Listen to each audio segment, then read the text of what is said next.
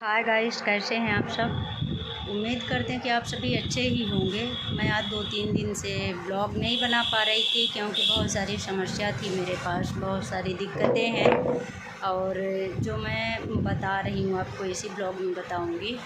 तो दिक्कत अभी ब्लॉग बनाने का ये था कि मैं शॉप में नहीं आती थी, इसलिए ब्लॉग घर का थोड़ा बहुत बना लेती थी या कहीं जाती थी तो बना के डालती थी। बाकी शॉप आने का रीज़न ये था कि मैंने जब यहाँ दुकान ली थी कोविड के टाइम पे मेरी शॉप खुली थी, तो कोविड से मैंने यहाँ दुकान का किराया टाइम टू टाइम दिया है, एनी टाइम हर महीने देती थी मैं किराया।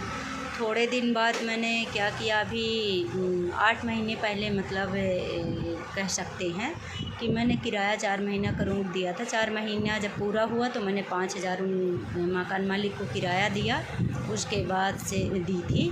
उसके बाद से फिर मैंने 5,500 रह गया था तो दोबारा उनके बेटे को दे दी।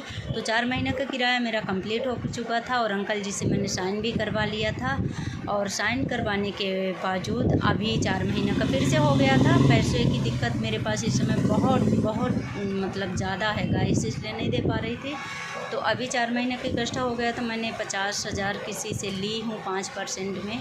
तो जो थोड़े बहुत मतलब कुछ लोगों को और था, इसलिए मैंने इनका 10,000 रुपये किराया दिया। और ये जो 10,000 किराया मैंने इनको दी मकान मालिक को, तो उन्होंने मना कर दिया, साइन नहीं की। पैसा मैंने 1 दिन पहले दे दी थी और उन्होंने उस टाइम गांव जा रहे थे तो मेरे को बोले कि मैं लौट के आऊँगा तो साइन कर दूँगा। मैं सोची ठीक है बाद में करा लेते हैं, कल परसों जब भी आएंगे।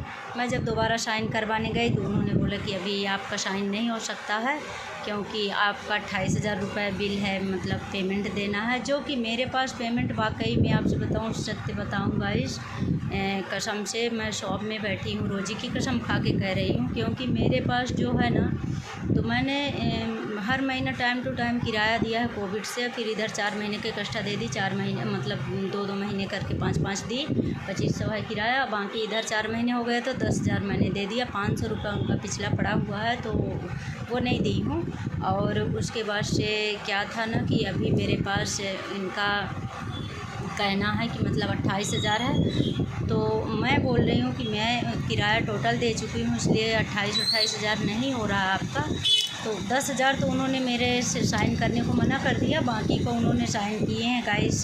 कितने का साइन किए हैं, जो मैंने 10,000 दी थी वो उन्होंने साइन किए हैं। तो वही मैंने उनको प्रूफ दिखाया था कि अंकल जी जब आपने पैसा लिया था मेरे से 10,000 रुपये मैंने जब आपको 5-5 करके दी थी, तो आप ही ने यहाँ साइन किया था कि अब तक का आपका किराया क्लियर है, आगे का जो आपका महीना जब चालू होगा तो आप हर महीना देते रहिए। तो मैंने नहीं दे पाई तो 10,000 इकट्ठा दे दी। तो सब सुबह से यही मेरी कहानी थी। तो इस समय में मुझे बहुत सारा टेंशन है। यूँ कहें कि ऐसा लग रहा था 2-3 दिन मेरी तबीयत ख़राब हो गई थी इस वजह से कि अगर ये झूठ बोलेंगे तो कहाँ से मैं दूँगी 28,000 रुपया। कहता है ना इंसान, मैं पूरे पूरे दिन इस दुकान में बैठी रहती हूँ। क्या बोलूँ आपसे, मतलब 1-1 रुपए के लिए कभी कभी ऐसा समय हो जाता है कि 1 रुपए की बिक्री नहीं होती है। तब मैं जब वहाँ से आती हूँ तो मुझे कितनी तकलीफ़ होती मैं जानती हूँ। तो 28,000 रुपये मैं कहाँ से दे देती इनको, मतलब झूठ का पैसा। अगर होता तो चलो मैं कहीं ना कहीं से किराया जैसे कर्ज ली हूँ तो और ले के इनका दे देती, पर जब मैं लगती नहीं तो कहाँ से दे दूँ। आवाज़ इनका कहना था कि आप दुकान खाली करो नहीं तो मैं पुलिस बुला दूँगा। तो मैंने कहा कि ठीक है आप पुलिस बुला दीजिए, अगर मेरी गलती है तो कोई बात नहीं। दुकान तो मैं खाली करने के लिए आज 6-7 महीना पहले ही सोच ली थी कि यहाँ से मेरा घर बन गया बाईपास में तो मुझे दूर पड़ता है, इसलिए उधर ही खोलना है। मुझे मिल नहीं रही थी, एक मिली भी है तो 50,000 पगड़ी मांग रहे हैं, इस समय अपने पास आई नहीं, इस वजह से थोड़ा रुकाव है। देखते हैं, बात करते हैं क्या वो बोलते हैं, तो जो भी होगा तो मैं आपको बताऊँगी। फिलहाल अभी यहाँ की कहानी है। तो उन्होंने बोला, अभी उनके बेटे ने बोला कि मतलब ऐसा ऐसा है, पुलिस बुला देंगे। तो मैंने बोला अभी तक मैं नहीं बोलती थी, मेरे पास भी प्रूफ है। आपको पुलिस बुलाना है, बिल्कुल पुलिस बुला लीजिए अगर मेरी गलती है तो, क्योंकि मैंने आपका किराया पूरा 8 महीने का पूरा 20,000 रुपये दे चुकी हूँ। 500 रुपये आपका पड़ा हुआ है, एनी टाइम कभी भी ले लीजिए मेरे से। तो वो लड़का मतलब चला गया इतना बोलकर, धमकी चमकी देकर मुझे। तो गाइस इसलिए मैं आज ब्लॉग बनाने का रीज़न, शॉप में मेरा आज इस मतलब यहाँ निराला नगर में मतलब शॉप में वीडियो बनाने का मेरा लास्ट दिन है। शायद आज के बाद मैं यहाँ पे ना बैठूँ, जब भी अब कहीं खाली होगी दुकान जहाँ बैठूँगी तो आप लोगों को जिस दिन बैठूँगी उस दिन ज़रूर दिखाऊँगी।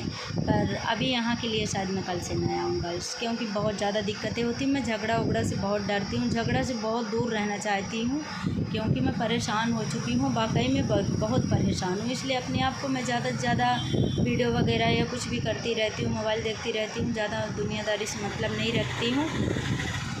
तो अभी हम यहाँ बैठे हुए हैं, बाकी आगे का जो भी होगा तो हम आप लोगों तक ज़रूर पहुँचाएँगे शेयर।